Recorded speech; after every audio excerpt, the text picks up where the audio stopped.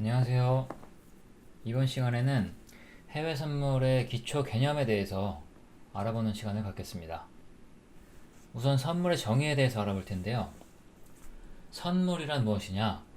선물의 이 선자가 먼저 선자를 사용합니다. 네, 그래서 앞으로 생산될 그 미래의 상품을 그때 생산될 당시의 미래의 경제 상황을 예측하여 가치를 평가하고 미래 상품을 현재의 가격으로 거래하는 것. 이게 바로 선물입니다. 네, 선물의 정의예요. 그래서 주식과 같은 현물 투자는 현재의 가치를 보고 투자하지만 선물은 미래 가치를 예측하여 투자하는 점이 다르다라고 여기 적혀 있지만 사실 이 말은 반은 맞고 반은 틀린 얘기입니다. 왜냐하면 사실 주식도 여러분들 미래에 이 주식의 가치가 오를 것이다. 이 회사가 크게 성장을 해서 내 주식이 오를 것이다. 이러한 예상을 하고 사실은 투자를 하지 않습니까? 네, 그렇죠. 그래서 그런 면에서는 사실 선물하고 뭐 비슷한 면이 있는데, 실질적으로 가장 큰 차이점은 뭐냐면, 현물은 말 그대로, 실제한다. 현재 이 상황에, 이 현실에 존재한다. 라는 게 좀 다른 점이고요. 선물은 뭐 아무것도 존재하는 게 없습니다. 미래 일정한 시점에 생산될 상품을 먼저 거래하는 거예요. 그래서 그게 아마 가장 큰 차이가 아닌가 싶어요. 주식은 뭐 어떤 유가증권이라든가 아니면 결정적으로 그 회사가 있죠. 회사가 존재를 하고 있죠. 그렇지만 선물은 그런 게 없습니다. 그래서 다음 장을 보시면, 자, 여기 이렇게 사과가 있습니다. 이 사과가 지금 현재 100원이라고 합시다.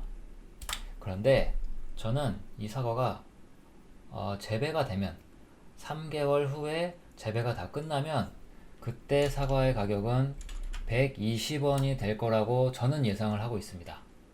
그러면 제가 농부에게 가서 이렇게 딜을 합니다. 지금 내가 이 사과에 대한, 이 사과 재배에 대한 계약을 미리 할 테니 3개월 뒤에 재배가 끝나면 나에게 개당 100원에 파세요 라는 계약을 하게 됩니다.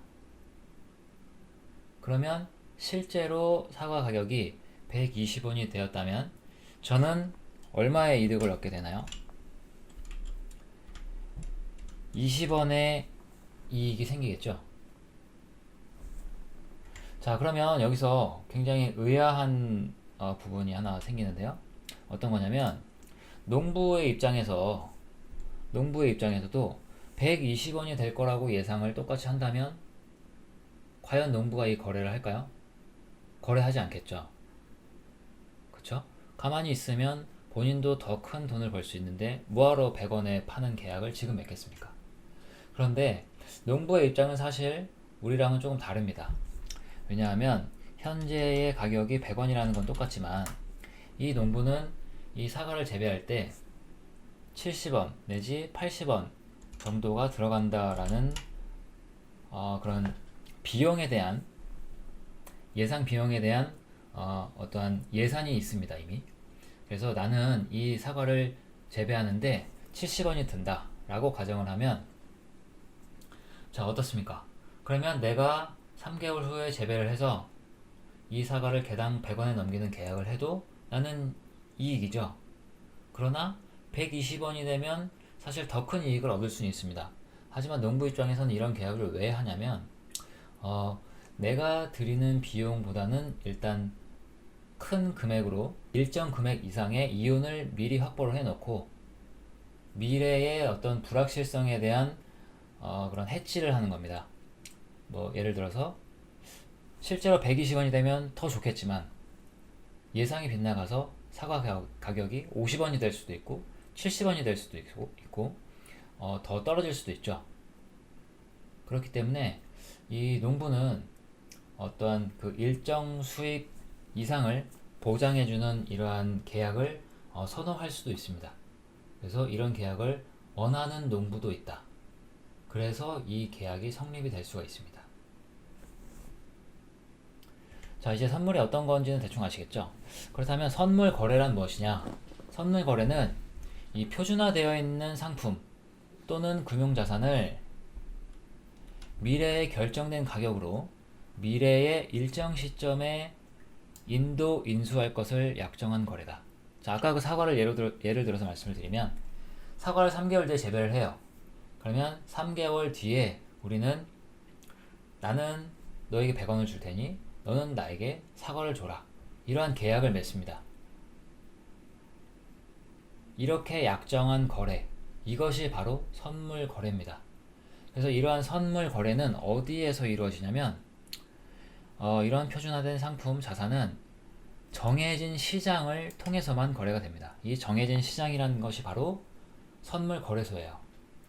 국내에는 국내 선물, 코스피 200 같은 국내 선물 거래소가 있죠. 그리고 해외 선물은 당연히 해외에 거래소가 있습니다. 그래서 현물과 가장 또 큰 차이점 중에 하나가 바로 이 일정 시점,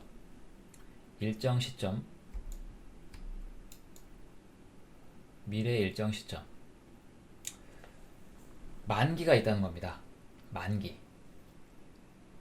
그 만기가 지나면 제가 이 선물 그 한 계약을 계속 들고 있어도 다 정산이 돼요. 그 사이에 가격이 올랐다. 그러면 저는 매수 포지션을 갖고 있었으면 이득을 얻겠고, 만약에 매도 포지션을 갖고 있었다 그러면 손해를 보겠죠. 이렇게 내가 한마디로 코인처럼 존버가 안 됩니다. 그 일정 시점 만기가 되면 거기서 끝이에요. 이것도 이제 주식과 가장 큰 차이점이죠.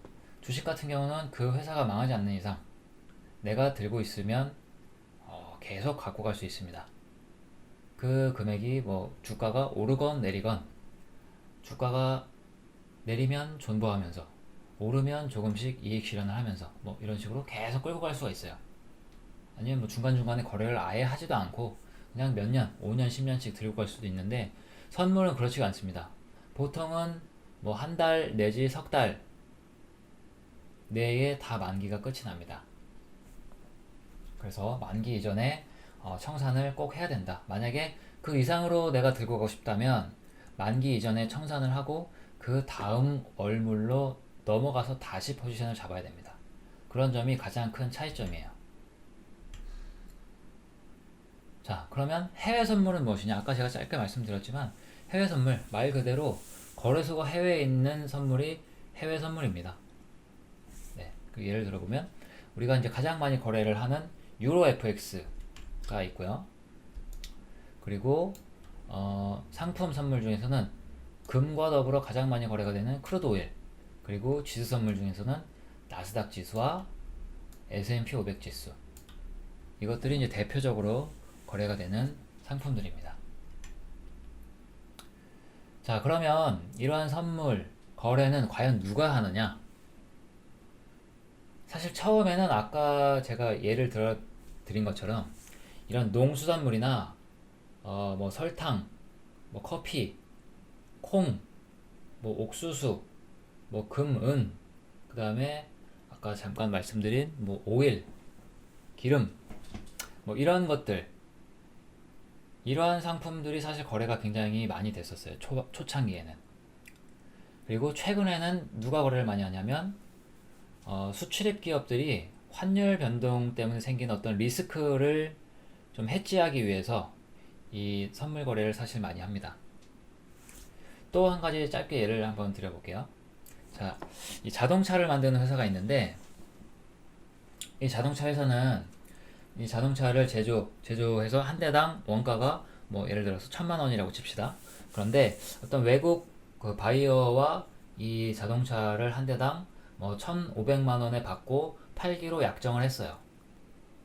어떻게 해지를 하냐면 지금 시점에 환율이 예를 들어서 1달러당 1,000원이다. 이렇게 계산을 했더니 우리가 대당 500만원의 이윤을 남길 수 있더라. 그래서 환율이 더 올라가면 좋겠지만 우리는 환율이 떨어질 때를 대비하고 싶다 라고 하면, 이 경우에는 자동차 회사 입장에서는 외환 선물을 매도를 하면 됩니다. 매도를 하게 되면 환율이 1달러당 800원으로 떨어지더라도 그러면 그만큼 그 지금 20%가 떨어졌기 때문에 20%의 이윤이 우리 회사로서는 줄어들겠죠. 그렇지만 이 외환 매도로 200원만큼의 그 차익이 발생하는 걸, 차손이죠. 차손이 발생하는 걸 메꿀 수가 있습니다. 그럴 때 활용하는 게 이제 외환 선물이에요. 그래서 이런 수출입 기업들에서 이런 외환 선물을 굉장히 많이 활용을 합니다. 그런데 왜 우리가 이걸 거래하고 있어요? 궁금하죠? 네. 사실은 이 거래 자체를 이렇게 개인들에게 오픈하는 것 자체가 사실은 좀 이상한 일이에요. 개인들이 이러한 그 선물을 우리가 일상생활에서 활용할 일은 거의 없어요. 그렇죠? 거의 없다고 볼 수 있어요. 그런데 왜 이게 우리가 지금 이렇게 많이 거래를 하고 있죠? 자, 개인들에게 오픈을 한 이유는 제가 봤을 때는 하나입니다. 개인들이 이 판에 많이 들어와서 돈 많이 잃으라고 오픈을 한 겁니다. 그러면 하면 안 되는 거 아닙니까?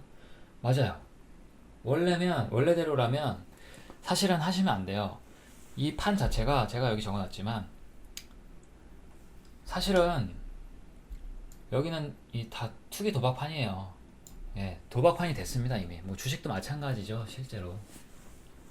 뭐 국내 선물 마찬가지고 국가가 공식적으로 인정해준 도박판입니다. 도박판. 본래의 의미가 굉장히 많이 퇴색됐어요. 실제로 아까 말씀드린 그런 의미로 사용하는 경우가 많이 없습니다. 요즘에는. 물론 저런 대기업들은 활용을 계속 잘 하고 있습니다만 개인들이 이 판에 들어와서 그런 환 해지를 할 이유가 뭐가 있어요? 별로 없죠. 뭐 자녀가 뭐 해외 유학을 갔다거나 뭐 이런 경우는 있을 수도 있겠죠. 일부. 그렇지만 일반인들이 그런 일이 사실 뭐 흔하진 않잖아요. 그래서 사실은 이 판 자체가 굉장히 심한 도박판으로 지금 변질이 되어 있습니다. 그럼 이 도박판에서 과연 어떻게 해야 돈을 벌 수 있을까? 사실 개인들이 이 선물 시장에 진입을 해서요. 실제로 이익을 보시는 분들이 뭐 1%, 2%밖에 안 됩니다. 이게 증권사 통계에 나와 있어요. 증권사 직원들도 그렇게 이야기를 해줍니다. 또 실제로. 근데 그게 사실이에요. 근데 제가 봤을 땐 더 적을 수도 있을 것 같아요. 그럼 여러분들 도박판에서 돈 벌 수 있습니까? 도박판에서 누가 돈 벌어요? 카지노 가면 카지노만 돈 벌죠? 그죠? 그럼 카지노는 왜 돈을 벌까요? 왜? 카지노가 왜 돈을 벌까요, 여러분들? 카지노는 사기치나요? 타짜들만 있나요, 거기? 그게 아니죠. 카지노는 바로 이게 있습니다. 시스템이 있어요. 그 시스템이라는 게 뭐냐면 여러분들 그 카지노 게임에서 이 일반 플레이어와 카지노가 대결을 했을 때 카지노가 이길 확률이 몇 프로 정도 되는지 혹시 아시나요? 그 이기는 확률이 요즘에는 이제 많이들 알고 계시는데 많지가 않아요. 51에서 53% 정도 됩니다. 그렇게 큰 차이가 아니죠. 1에서 3% 정도 더 큰 거예요, 우리보다. 그래서 단지 이 1, 2% 때문에 카지노는 그렇게 돈을 많이 버는 겁니다. 이런 시스템을 얘들은 갖춰놓고 있어요. 그래서 이 카지노는 알아요. 내가 뭐 한 게임, 두 게임 정도 이 플레이어한테 질 수는 있겠지만 뭐 한 게임, 뭐 많게는 10게임 질 수도 있죠. 그래서 이 플레이어가 돈을 벌어갈 수도 있어요. 그렇지만 게임이 거듭되면 거듭될수록 1000게임, 10,000게임, 100만 게임을 할수록 저 확률에 수렴하겠죠. 51에서 53%에 수렴할 겁니다. 그래서 저 작은 차이 때문에 게임이 계속 지속되면 될수록 카지노는 돈을 벌 수밖에 없는 구조예요. 그래서 오늘의 결론은 뭐냐면 우리가 카지노가 돼야 된다는 거예요. 카지노처럼 시스템을 갖고 이 판에 들어가자. 아무것도 모르고 선물이라는 게 뭔지도 모르고 내가 어떠한 거래하는 원칙, 전략도 없이 이 판에 뛰어들면 그냥 속된 말로 호구 잡히는 겁니다. 그래서 철저한 준비를 하고 나서 나의 정확한 전략과 이런 전술 그리고 어떤 기법들을 다 완성을 시켜놓고 내가 이 선물 시장에서 뭐 한 게임, 10게임은 질 수 있지만 1000게임, 10,000게임을 지속하다 보면 이 시장에서 내가 반드시 돈을 벌 수 있다라는 그런 어떤 확신을 갖고 들어갔을 때, 확신과 함께 철저한 준비가 되어 있을 때, 그때 여러분들 이 판에서 승리할 수 있다 라는 걸 제가 오늘 마지막으로 좀 말씀을 드리고 싶습니다. 그래서 저희 이제 이 커리큘럼을 계속 따라오시다 보면 정말 잘 되어 있는, 이길 수 있는 시스템을 알려드릴 거예요. 그래서 그 시스템을 반드시 숙지하시고 그리고 이 시장에 대비하실 수 있는 여러분들, 현명한 여러분들이 되시기를 바랍니다. 오늘 강의는 여기서 마치겠습니다. 감사합니다.